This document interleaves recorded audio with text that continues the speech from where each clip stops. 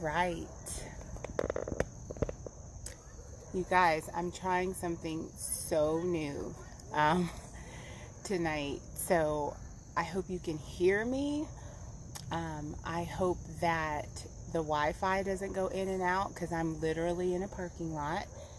I hope I hope there's not any like major noises that are out of my control, but just thought I'd try something different. So my work day, I was just kind of busy all day, and what I wanted to talk about today, I don't know, for some reason I just felt like being outside. So if you are jumping on, please give me a heart. So I am on my phone and not on my laptop, and so I'm not even sure if I'm going to be able to see comments. So if you're on, shoot me a comment, say hey or something like that, so I can at least see. But if not, I'm just going to keep talking like I normally do.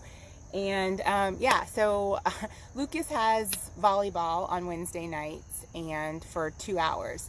So I figured instead of going to TJ Maxx or Marshall's or Target, which is what I've been doing when he goes to practice, I figured I would have this conversation with you all. So that's why I'm outside. I'm literally in the parking lot of the YMCA, but they have a beautiful little kind of green area.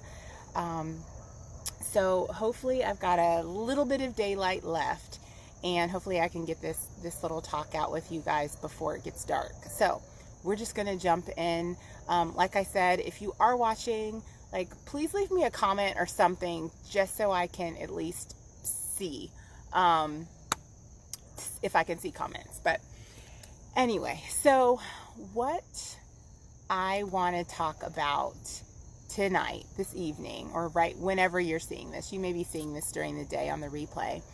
I want to talk a little bit about resilience, change, adaptability to change.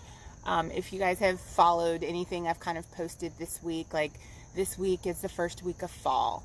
Our summer has passed, and we are now into fall of 2020. And, you know, fall signifies a lot of change. It's a lot of change and transition. I don't know about you, like, I feel like the change from summer to fall is a lot more dramatic than the change from spring to summer, or even winter to spring.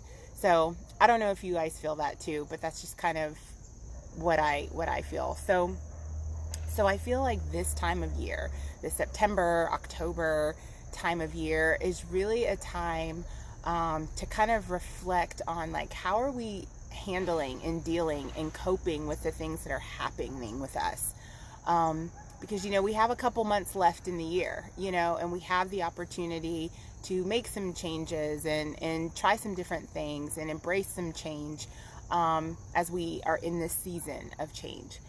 So really, what I wanted to talk about is, you know, just change and how we push through that. And, you know, are there things that we're wired genetically to be as it relates to change? And so, you know, I heard, and I'm going to go into it. I don't know if you happen to see the post that I posted earlier with this short little quiz. If you haven't seen it, you don't worry about it. You can go back and take it. It's like maybe 10 or 11 questions where you literally just, on a scale of 1 to 7, either you agree or you don't. And then you add all of that up. So if you haven't done that yet, you can pause this and go back and do it, or you can just watch this and go back and do it later. It doesn't affect anything. But anyway, so, you know, for a lot of us, like, change and transition, it's like, yeah, we're transitioning into fall. Where's my pumpkin spice? Where are my boots? Let me go grab my sweater, my hoodie. Like, I'm ready. I've got my fall decor out. Heck, I've got my Thanksgiving and my Christmas stuff, like, ready to come out. So, you know, a lot of us are just ready to jump right into that change. There's a lot of us that are like, no, I still want my margaritas on the beach. You know, I still want to be outside. I still want to embrace that, you know, that summer vibe. And so the change is difficult. So you guys, this year has been full of change, right? Like I don't even have to talk about that. Like, we all, wherever we are in our world or in our life, have experienced some sort of change this year.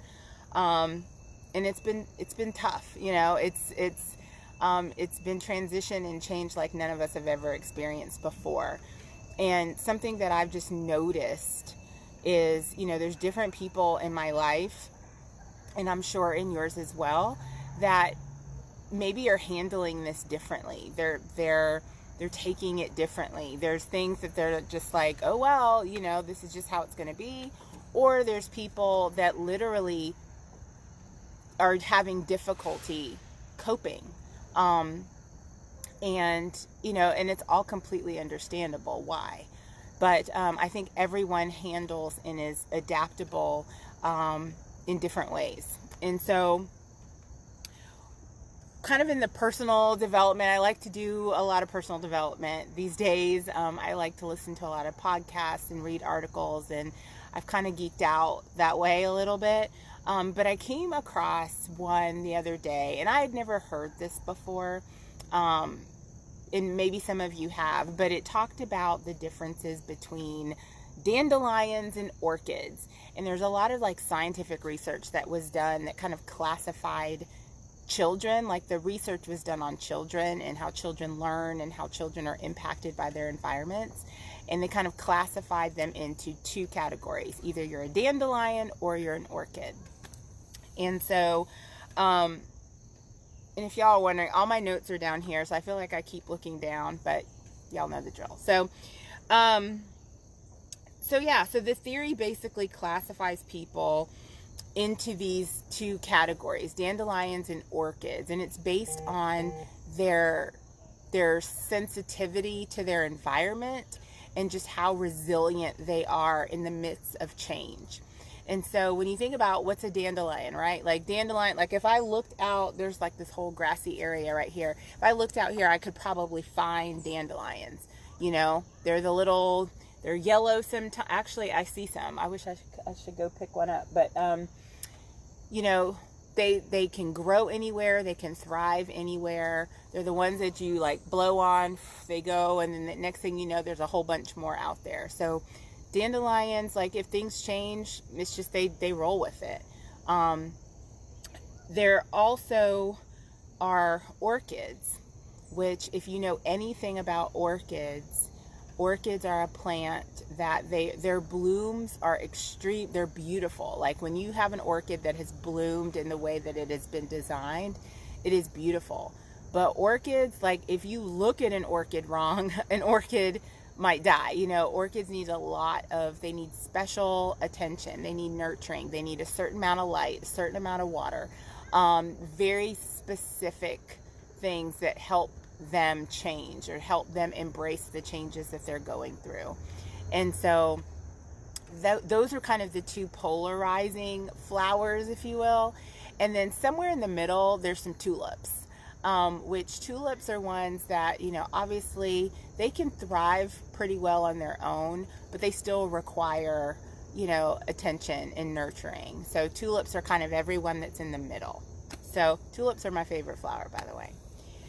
So, so kind of why I'm talking about this too, and really it's just, you know, when I have these chats with y'all, it's really just to give you something new to think about. If you're dealing with something, if you're going through some change, like, hopefully this is a way to make sense of why things kind of feel the way they feel sometimes. You can take it for what it's worth. I'm not a psychologist. I'm not a physician. I'm just someone that experiences life and is trying to make sense out of life. And things that make sense to me, I want to share with you guys. So what I want to do is kind of go through a little bit more about the theories between like dandelions and orchids and the tulips in the middle, kind of what that means, And then I'm going to share my results. So I took the little quiz, and it was funny because what I thought I was, my numbers were very opposite. Oh, see, here we go. There's a plane overhead. I don't know if y'all can hear that. Oh, it's a helicopter. So yeah, so I want to go through that, and then I want to leave you guys with just a couple of tips, short, quick tips on, how to build more resiliency. Because, I think what we'll find is that, getting a phone call, that a lot of us are orchids, and we require a lot of nurturing, and we're very sensitive to the things that are around us, even if we think we're hard, and so that was kind of one of my ahas. But so really, before I kind of dive into that even more, I want to, I like to try to define things in every call that I do with you guys. And so just to be clear, because clarity is important, but resilience, and to be resilient, is to be able to withstand or recover quickly from difficult conditions. So when we're talking about resiliency and being just a resilient person, it's just, how are we adapting and responding to our environment? Do we adapt quickly, or do we require more? So that's resilience. The opposite of resilience is sensitivity, and that's being quick to detect or respond to slight changes, signals, or influences, having or displaying a quick and delicate appreciation of others' feelings. So when we're sensitive, we take on a lot. We are very sensitive to what we see, what we hear, what we smell, what we taste. Orchids, just are very sensitive in that way. And so, so part of the studies about this really was, is this genetic, or is it environmental? Like, are we born with just being more resilient or more sensitive, or are we products of our environment? And based on what I read, it's kind of a little bit of both, if you think about it, if you're a mother, if you have more than one child, or even if just have one child. I have one child, and you can tell at a very early age when your child could sleep anywhere, and very adaptable, and you could take them and throw them in a backpack, and your child you could take them anywhere. Or you have that child literally, once they fall asleep, you can't move because they are so sensitive to movement, to sight, to smell, to all of that. So there's this element of, there is some genetic disposition around how we respond to our environments. But so resilience and sensitivity, those are kind of the opposite. So are you resilient, or do you have kind of this high level of sensitivity? And how that equates to dandelions and orchids. I think why it's so easily to make those comparisons, because if you think about a dandelion is easygoing, right? They grow anywhere. They're going to thrive anywhere. They're going to bloom regardless. You could get all the weed killer you want, and I guarantee you there's going to be a dandelion that makes its way through. They're just very resilient in that way. They're not weeds, they're absolutely still a flower. They just bloom differently, and they bloom, they bloom regardless of their situation or their circumstances. Orchids, on the other hand, the environment is everything to an orchid. So the best way I can kind of equate this to is, I know in the fitness world, so right now in the midst of COVID and all of these things that are happening, you have your live stream people, you have your people that just want to be in person, so they're doing classes in the park or whatever, and you know, for those of us, and I'm one of those people, like I want to be around people. I want to hear the music. I want lights in the background. I want the whole vibe. I'm very sensitive to the environment. And whereas there's some people that literally could have two gallons of water and like a corner in their bedroom, and they've made a home gym, and they're just gonna get it in regardless. So shout out to those dandelions that are out there adapting to change in their fitness lives just by making it happen. They're gonna thrive regardless of the circumstances. So but yeah, so dandelions, easygoing, thrive anywhere. Orchids, they require a lot of care. They are very sensitive to their environment, to sight, to scent, to smell, to what they hear. They're very impacted. So when you change those things, going back to change, when you change elements in those environments, and you're someone that's wired to be an orchid, that becomes really difficult and really challenging. And so the beauty of orchids, though, is, and first, you know, I probably should have said this at the beginning, like there's no right or wrong, good or bad, yes or no. Like, you are who you are. So if you're a dandelion, awesome. If you're an orchid, awesome. If you're a tulip that falls in between, like you are who you are. And I think where there's real value in how we grow and how we navigate through different challenges is when we understand how we're wired, and we understand who we are as people at the core. So moving on, and I really hope that this is making sense. So for those of you that haven't taken the quiz, it's, like I said, it's about 10 or 11 questions. You just answer them. It's things like, I find it unpleasant to have a lot going on at once. Some music can make me really happy. I love nice tastes. Like, it's a bunch of different questions. You scale it 1 to 7. If you can, take some time, do that. It took me like all of 3 minutes. And you get a number. You total it all up. My number was 50. So, and it's 50 out of a possible 84 options. So I kind of consider myself a tulip orchid. I fall somewhere in the middle, but definitely I was personally shocked at the orchid, that the fact that I leaned more towards the orchid side.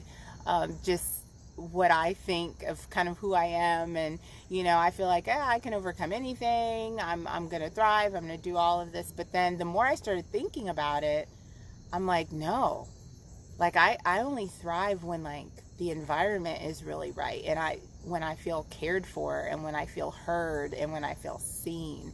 That's when I can really embrace change. When I know that all of those things, all of my needs are being met, then I'm going to thrive like no other.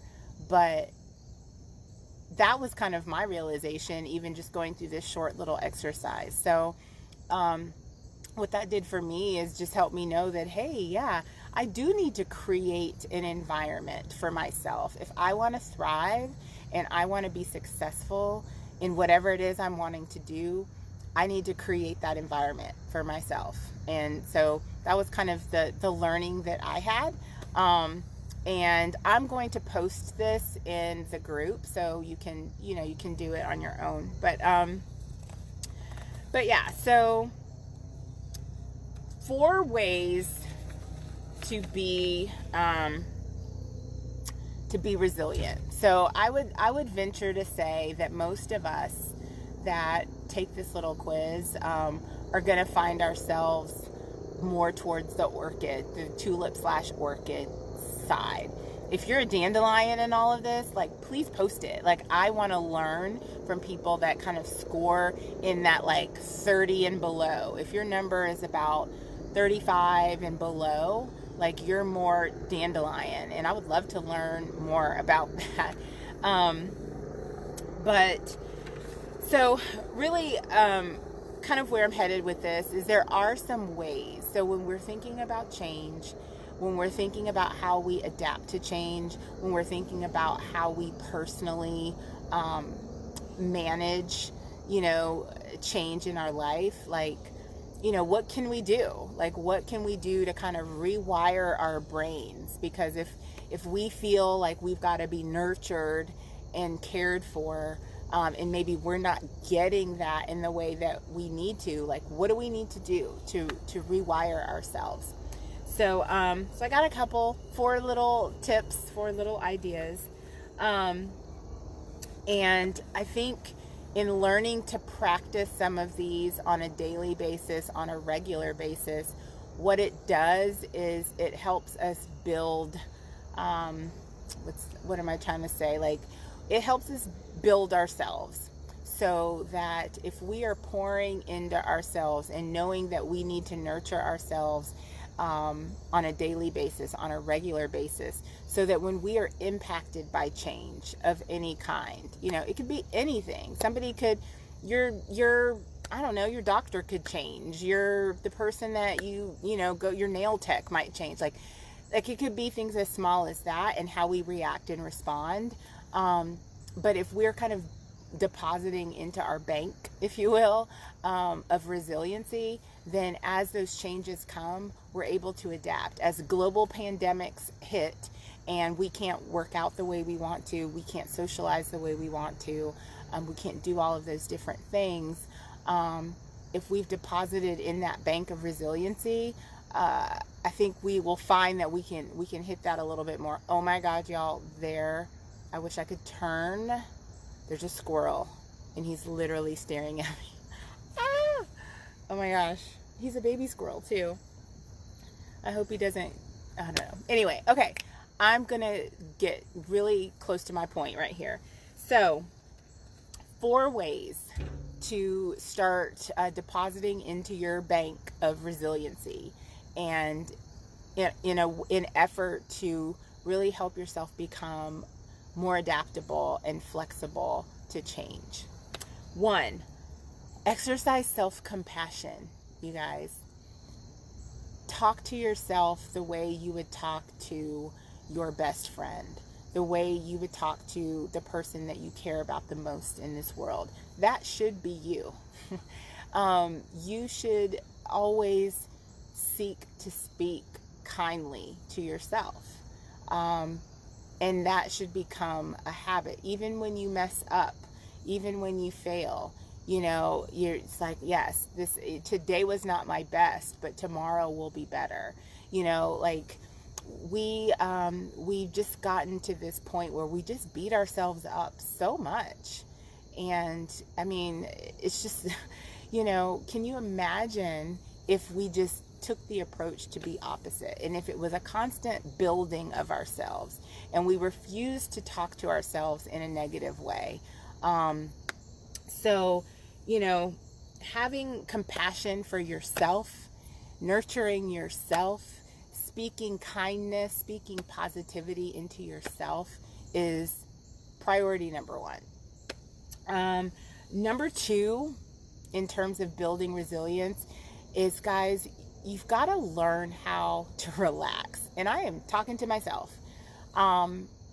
You've got to figure out ways on a daily basis that you can find peace. And that is hard. Trust me, y'all. I'm working full time, homeschooling a child. I'm married. I teach fitness. I've got side hustles, like all of these different things. It is really hard for me to find peace. I'll be honest, this is peace for me, like being able to, do you guys see him? Did you see him? Oh gosh. I think he's getting brave. I think I need to wrap this up. So, but finding peace in every day, if that is prayer, if that is meditation, if that is going and punching, punching your punching bag. Don't punch anybody. Please don't do that.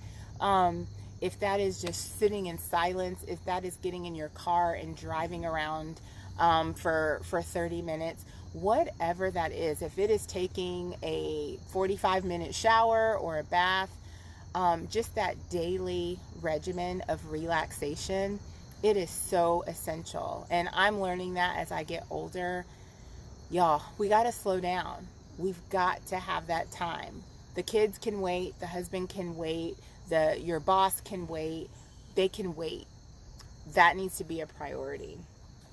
Some other ways, to relax, practice gratitude, obviously.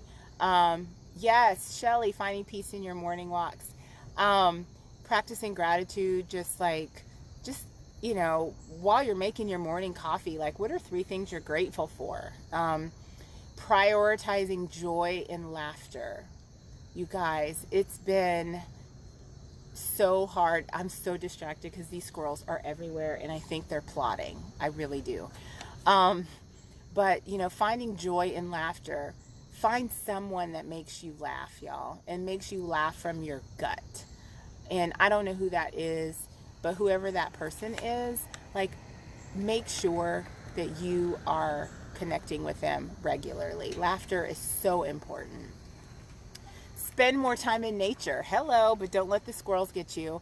But, being outdoors, like right now, it is so peaceful out here. I mean, the sun is set.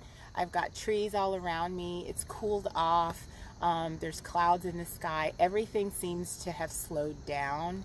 And that's filling me up right now. So, find opportunities to enjoy nature.